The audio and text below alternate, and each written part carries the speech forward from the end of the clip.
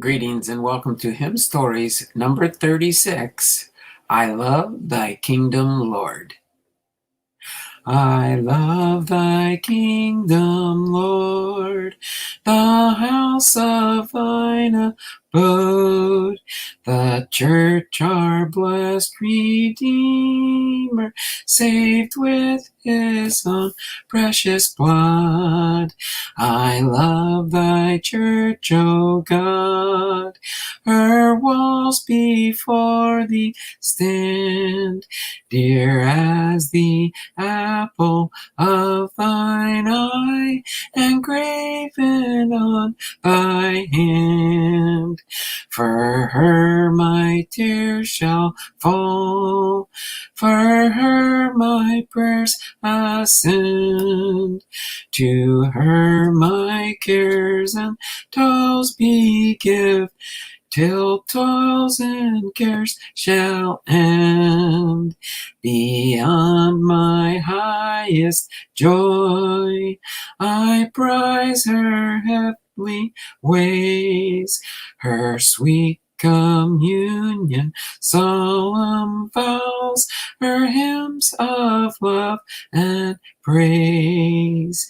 Be sure as thy truth shall last, to Zion shall be give the brightest glories earth can yield, and brighter bliss of heaven.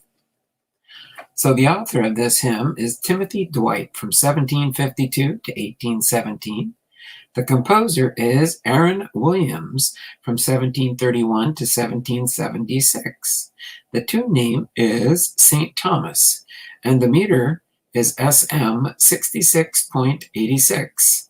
The scripture reference within the hymn is from Psalm 137, verses 5 and 6. And our scripture reading for today's hymn story is Hebrews chapter 10, verses 24 and 25, which reads, "Let us consider one another to provoke unto love and to good works, not forsaking the assembling of ourselves together."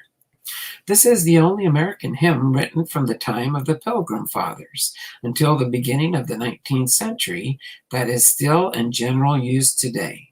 It has been termed one of the imperishable lyrics of the Christian Church. Timothy Dwight is truly one of the illustrious names in early American history.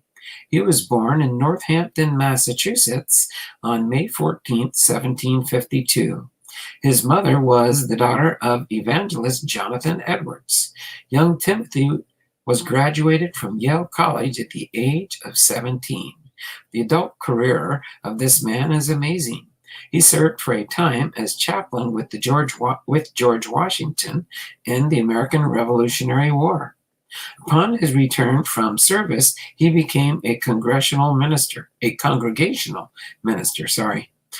successful farmer, a representative in the Connecticut State Legislature, a faculty member at Yale, and president of that institution in 1795. His work at Yale was outstanding. Not only did he raise the academic standards, but he brought a spiritual emphasis to the campus that was startling. Prior to his administration, most of the students at Yale had been infected with the free thought of Thomas Paine, Rousseau, and the French Revolution. It is estimated that there were no more than 5 professing Christians on campus when Dwight assumed the presidency. His dynamic leadership ignited a spiritual revival which soon spread to the other New England campuses as well. In 1797, Timothy Dwight revised Isaac Watts' Psalms and Hymns and added 33 of his own hymn texts, including I Love Thy Kingdom, Lord. This collection was so successful that it was used almost exclusively in Congregational and Presbyterian churches throughout the New England states for the next 30 years. Other literary works by Dwight include 5 volumes of sermons under the title Theology Explained and Defended, He also authored an important book entitled The Triumph of Infidelity, a satire against the leading sects of this day. His most valuable historical secular work, since it depicted social and economic conditions in New England at the time, were his 4 volumes entitled Travels in New England and New York. All of Timothy Dwight's accomplishments seemed more amazing when it is realized that for the last 40 years of his life, he was unable to read consecutively for more than 15 minutes a day. His defective eyesight had been caused by a case of smallpox, and the pain in his eyes is said to have been agonizing and constant.